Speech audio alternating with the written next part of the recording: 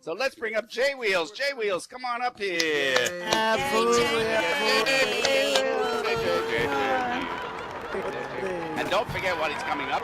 Don't forget to put money on the right, on the left. It's going to a charity that has not found the cure yet.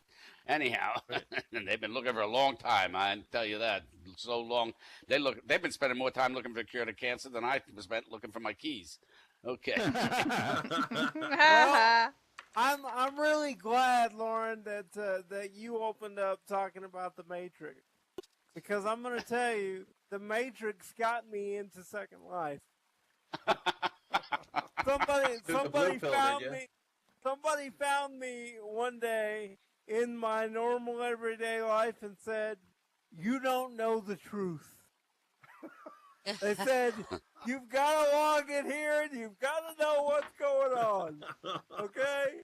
So I log in and I'm looking around, and after 7 years I've learned a lot, and we're all waiting on Neo to bring balance to Second Life so it doesn't crash.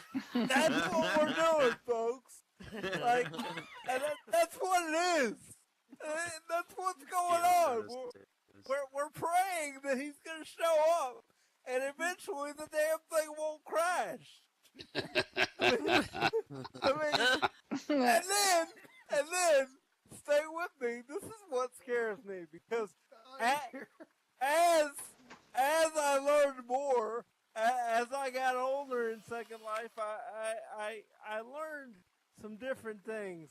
I did exactly as Neo did in the movie, and I started looking for Trinity. The only problem was when I found her, he ended up being a 50-year-old man that was 350 pounds.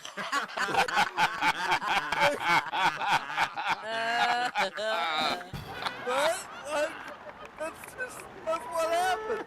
And then I believe it. And then I finally find Morpheus, okay? I find the guy that's gonna explain everything. And he ended up being a 65-year-old lady in a nursing home in Florida. I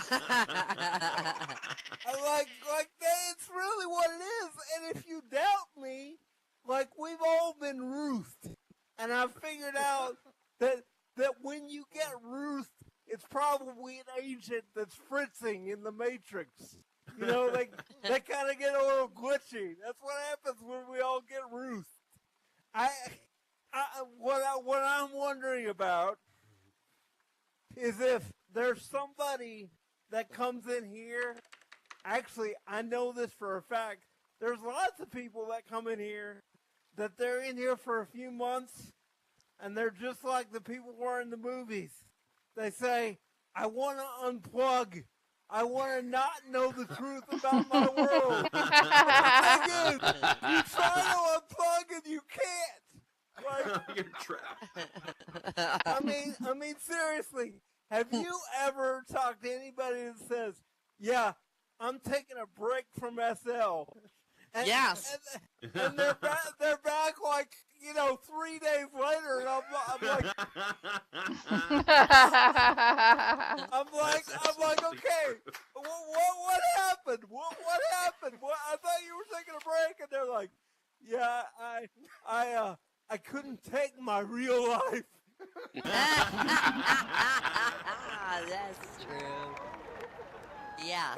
But see, what really scares me is the people that really try to get out.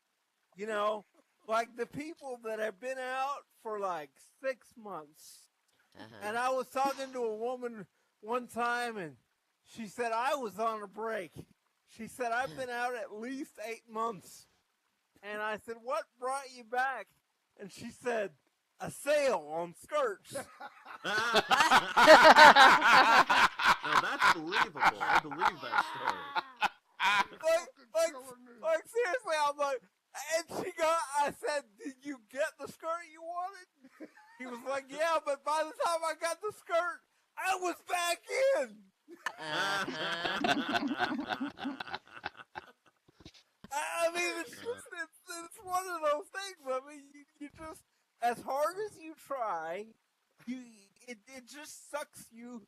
back in. And the thing that scares me about this is that we really don't know anybody, okay? Like, I'm standing up here in a really nice suit. I've always enjoyed doing comedy in Second Life because I can look this good and be naked in my real life, and you people have no clue. Oh, yeah, we do. I can see you from here. Well, then I hope you enjoy the show, baby. I am, baby. I hope you enjoy the show. It's a beautiful suit. You look very nice. Yeah, you look Yeah. better. You look better in your chair. We love you, man. Yeah. I do have a chair, although I don't really use it here in Second Life because I saw a guy on crutches. Thinker found me at a comedy club one time, and I was doing a set, and this is how I got a job working for Thinker, and I'm doing my set, and this guy, he looks like Tiny Tim, and he comes hobbling in, right? and like, I mean, he looks pathetic. And I look down at the guy, and I'm like, dude, it's Second Life. The women know the crutches are fake. Okay? You're not getting any sympathy. Yay. I'm sorry. That's it. And the thing is, there's people that try everything, man. There's people that will go to any lengths to make you feel for them, and the people that really work at it are the guys that don't understand that the women who they're talking to actually sound like Lauren when you turn on voice. Okay? What? I sound funny? Stop it. I'm just saying, like I've known Lauren for 7 years, and she's had a head cold the entire 7 years. Like it really, it's just, and I feel bad for those guys too. I mean, because you think that eventually you're gonna, like, get used to the fact that that 90% of the women are women, but there's like 10% at least that are guys trying to be women, and you think that who's who, but the women that actually look, act, and sound like women, I've decided are actually gay men. Like, a gay man's the only person that can really put on the female avatar and make you believe that he's the real deal. Okay? Yeah. Those are the only people that can really pull that You off. say the sweetest things, buddy. Well, I do. I try really hard. Lauren, we've known each other. We've known each other a really hard time. It has taken me this long, and a lot of counseling to actually figure out how to talk to you. That's all I'm saying. Yeah, right. And you're always looking at my cleavage. Well, okay. Look, I'm sorry. It's a male thing. Like, I know what's going on over there, but I still gotta look. I mean, it's the way it is. Yeah. Seriously. But what blows my mind here in Second Life is that there are so many men, like actual men, that look really bad. Okay. Oh, yeah. Yeah, really. You can tell they're really a guy if they look really bad. Yeah. Yeah. I actually saw, I kid you not, and I'm not trying to be offensive here, but I actually saw a really fat guy with a beer-stained wife-beater T-shirt, and all I could think to myself was, dude, the entire point of Second Life is to be what you're not in real life. Like, you kind of missed the point. I'm just saying.